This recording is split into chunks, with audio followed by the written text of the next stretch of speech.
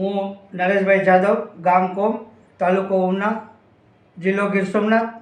હું આમ આદમી પાર્ટી જિલ્લા ઉપપ્રમુખ નરેશભાઈ જાદવ. મારી આમ આદમી પાર્ટીને જે રાજીનામું આપવાની વાત છે એ આજે હું મીડિયા દ્વારા રજૂઆત કરવા જઈ રહ્યો છે. વાત એ છે કે આમ આદમી પાર્ટીની અંદર અમે લોકો 2020થી કામ કરીએ છીએ. 2020થી અમે કામ કરીએ છીએ. આજ સુધી અમે કોઈ વસ્તુ માંગી નથી.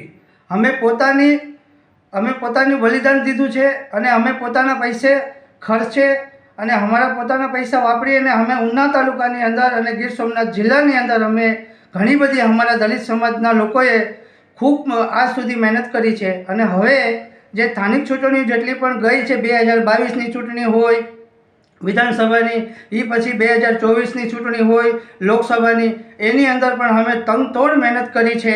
ગઠબંધનની અંદર પણ અમે ઉના તાલુકાની અંદર ગીર સોમનાથ જિલ્લાની અંદર એટલી તનતોડ મહેનત કરી છે.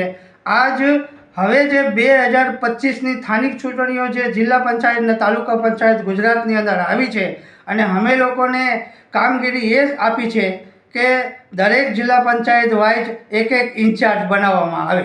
એ ઇન્ચાર્જ શું કામ કરશે? જિલ્લા પંચાયતની જવાબદારી લેશે, એ જિલ્લા પંચાયતની અંદર કામ કરશે. એ જિલ્લા પંચાયતના જેટલા ગામડા લાગતા હશે એ પોતાની એની જવાબદારી, સભા કરવાની જવાબદારી, ખુરશીઓ, ટેબલ, પાણી વગેરેનો બધો પણ ખર્ચો એ જે જિલ્લા પંચાયતના ઇન્ચાર્જનો હશે. જો કે હું નરેશભાઈ જાદવ મેં પોતે જ મારા ગામ કોપ ગામની જવાબદારી લીધી છે. તો આ રીતે અમે આજે કામ કરતાં આજે 5 વર્ષ થઈ ગયા છે. આજ હવે પાર્ટીનું આમ આદમી પાર્ટીની અંદર હવે એવો વળાંક આવ્યો છે કે અમે તાલુકા પંચાયત ને જિલ્લા પંચાયતની ચૂંટણીની અંદર અમારો દલિત સમાજ ઉના તાલુકાની અંદર ને ગીર સોમનાથ જિલ્લાની અંદર કંઈક પ્રદર્શન કરવા માંગે છે અને કંઈક નવું કરવા માંગે છે. અમે ભણેલા છે, અમે ગણેલા છે, અમે અભણ નથી. દલિત અમારો છે. ગુજરાતની અંદર ક્યાંક ને ક્યાંક પાર્ટીઓ બધી જેટલી પણ રાજકીય પાર્ટી છે, હું બધાને કહેવા માગું છું કે દલિત બધાને મત આપે છે પણ દલિતને કોઈ મત આપતું નથી. એના માટે ખાલી અનામત અને અનામત. જ્યારે પણ અનામતની વાત આવે ત્યારે અનામતમાં પણ કોઈને કોઈ અન્ય પાર્ટીમાં વયા જાય છે.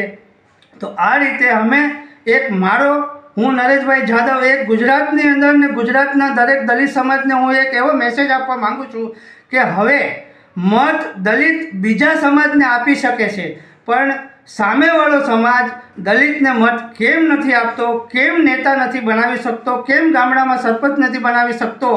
તો આ અમારી મોટામાં મોટી રજૂઆત છે. આમ આદમી પાર્ટીનું હું તમને કહું તો આમ આદમી પાર્ટીની મેં જેટલી ઈમાનદારીની હું મારા પોતાની વાત કરું છું કે હું મારો બિઝનેસ ધંધો છોડીને પણ હું આમ આદમીને સમય આપું છું, છતાં પણ અને 24 કલાકનો સમય આપું છું. આજે મારે 1.5 મહિનાથી હું કામ કરું છું. કોપ જિલ્લા પંચાયતની અંદર મેં કામ કર્યું, સભાઓ કરાવી, ગામડાની જવાબદારી સંભાળી છે. અત્યારે જ્યારે અમે સીટ માંગવાનું આવ્યું, અમે જિલ્લા પ્રમુખની સાથે ચર્ચા કરી, અમે અમારા જે પ્રભારી ઉના તાલુકાના સેજલબેન ખૂટની સાથે અમે ચર્ચા કરી. તો એવું કહેવામાં આવે છે કે કોપ ગામ જિલ્લા પંચાયતની અંદર તો અમુક ફલાણા સમાજનું વધારે પ્રભુત્વ થાય તો ત્યાં એમને ઊભો રાખવા. તો પછી ભાઈ આમ આદમી પાર્ટીને હું એ કહેવા માગું છું કે તમે એટલી મોટી પાર્ટી છે અને એટલું મોટું તમે જે કહેવા માંગો છો, મોટા સભાઓની અંદર ભાષણો ચાલે છે કે અમે ઈમાનદાર પાર્ટી છે, અમે બધા સમાજને સાથે રાખીને ચાલવાવાળી પાર્ટી છે. તો જ્યારે અમે દલિતને ચૂંટણી લડવાનું તાલુકા જિલ્લામાં આવે ત્યારે દલિતને ટિકિટ આપવા માટે થઈને બીજા સમાજનું નહીં ચાલે, આ સમાજમાં નહીં ચાલે, ત્યાં ચાલશે. આવું કેમ કહેવામાં આવે છે? આવું છે એ જ મારી રજૂઆત છે. જય હિન્દ, જય ભારત. રાજીનામું આપવાનું મુખ્ય કારણ શું તમારું?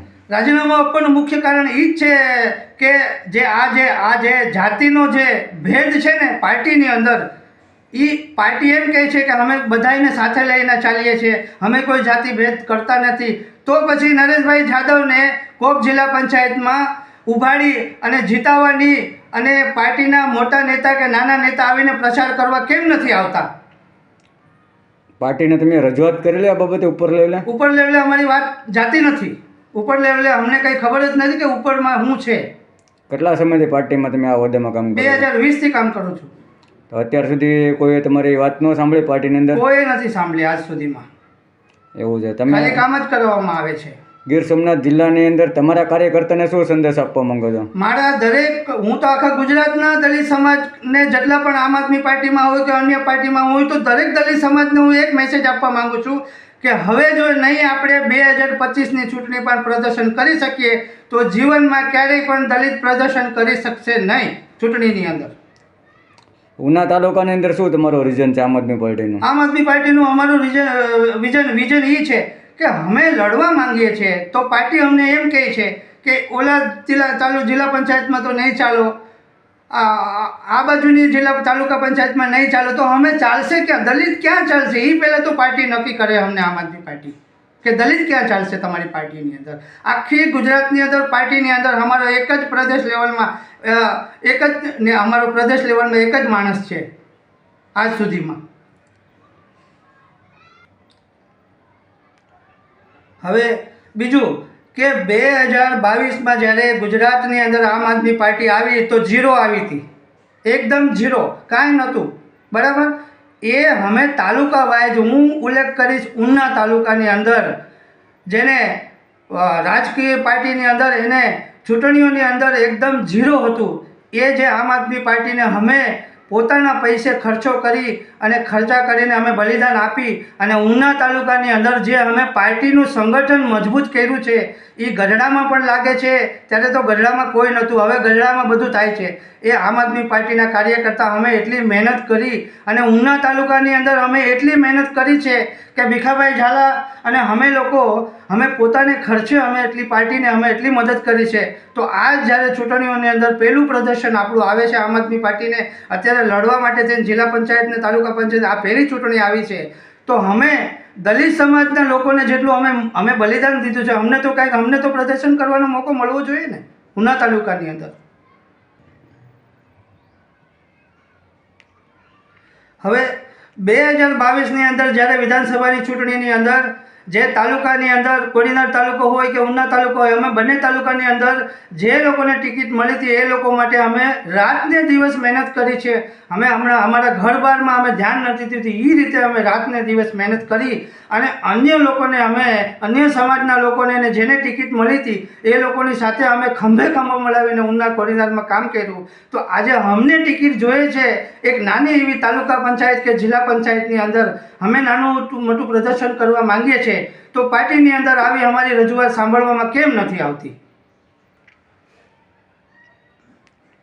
હવે આખા ગુજરાતની અંદર હું એમ કહું કે જેટલી પણ પાર્ટીઓ છે ગુજરાતની અંદર એ ખાલી કામ કરાવી અને બધા લોકોને ખાલી કામ જ કરાવવા માંગે છે, કાર્યકર્તા ઊભા કરવા. ઘણા ગામડાની અંદર તો એવી વિરોધ થતો હોય, મારામારી થઈ જતી હોય, છતાં પણ અમે અમારું કામ કરી અને આવતા હોય છે. એટલી બધી મહેનત કરીને ખાલી કાર્યકર્તા તરીકે જ અમને ઓળખાણમાં આવે છે. તો અમને ક્યારે નેતા બનાવવા છે? અને આગળના જેટલી પણ આજની જે નવા યુવા પેઢી છે હું એને એક કહેવા માંગુ છું કે કોઈ પણ પાર્ટીની અંદર જો તમારે કામ કરવું હોય તો તમે ખાલી હોદ્દા લઈને કામ કરતા નહીં, તમે પણ કંઈક હોદ્દેદાર બનજો. આ મારું આખા ગુજરાતની અંદર દરેક સમાજના લોકોને અને ખાસ કરીને મારા દલિત સમાજને કહેવા માંગુ છું કે આવા યુવાનો અત્યારે જે પણ કંઈ ક્યાંય ગમે ત્યાં પણ કોઈ પણ પાર્ટીમાં જોડાયેલા હોય એના માટે હું એક મેસેજ આપું છું કે જો તમે કામ કરતા હોય તો તમારી રીતે કામ કરજો, જોઈ વિચારીને કામ કરજો, બાકી તમારો ઉપયોગ જ થશે, બાકી કોઈ વસ્તુ તમને મળવાની નથી. રજૂઆત બીજી પણ એક હતી કે ગુજરાતમાં 2022ની અંદર જે આમ આદમી પાર્ટીનું સંગઠન થયું અને અમે લોકોએ મહેનત કરી અને ઊભું કર્યું ત્યારે અમને ખબર નથી કે અમારા ઉપર કોઈ પગારદાર પણ અમારી ધ્યાન રાખવા માટે થઈને દિલ્હીથી આવેલા છે. હવે અમને ખબર પડી ગઈ છે 2025ની ચૂંટણીઓ જે સ્થાનિકવાળીને અત્યારે 2 વર્ષ માટે 1 લાખના પગારદાર અમારી ધ્યાન રાખવા માટે થઈને દિલ્હીથી આવેલા છે જિલ્લા વાઇઝ. તો અમે પોતાના પૈસા ખર્ચો કરી અને અમે કામ કરી, અમારી મહેનત કરીને અમે પૈસા વાપરી અને અમે પાર્ટીનું કામ કરીએ છીએ. તો અમારી ધ્યાન રાખવા માટે થઈને દિલ્હીથી જિલ્લા વાઇઝ, તાલુકા વાઇઝ, સીટ વાઇઝ બધા લોકો ઝોન વાઇઝ પગારદાર અમારી ઉપર કામ કરે તો આ કેટલું વ્યાજબી કહેવાય ગુજરાતની અંદર? આ તો મને તકલીફ પડી છે એટલે હું કહું છું. આજરોજ આમ આદમી પાર્ટીને મારી એક રજૂઆત છે મીડિયા દ્વારા અને મેં મારું રાજીનામું રજૂ કર્યું છે, તો મારી રજૂઆત સાંભળે અને મારું રાજીનામું સ્વીકારે. હું નરેશભાઈ જાદવ, ગામ કોપ, તાલુકો ઉના, જિલ્લો ગીર સોમનાથ. નમસ્કાર મિત્રો, હું ફિરોઝ ઈરાની આજે તમને એક નવી વાત કરવા આવ્યો છું. દીવ મિરર ન્યૂઝ જોતા રહો, સબસ્ક્રાઇબ કરવાનું ભૂલતા નહીં અને શેર કરવાનું પણ ભૂલતા નહીં. સત્યની સાથે જોડાતા રહો. નમસ્તે મિત્રો, હું છું ચાંદની પરમાર. આપની મનપસંદ ચેનલ એટલે કે દીવ મિરર ન્યૂઝ ચેનલને લાઈક કરો, શેર કરો અને ફોલો કરો. અને હા, તેમાં દરરોજ તાજા સમાચાર જોવાનું ભૂલશો નહીં. દીવ મિરર ન્યૂઝ દરરોજ લાઈવ અપડેટ ગુજરાત રાજ્ય, દેશ, દુનિયાના તમામ બ્રેકિંગ સમાચારો નિહાળો દીવ મિરર ન્યૂઝ ચેનલ પર.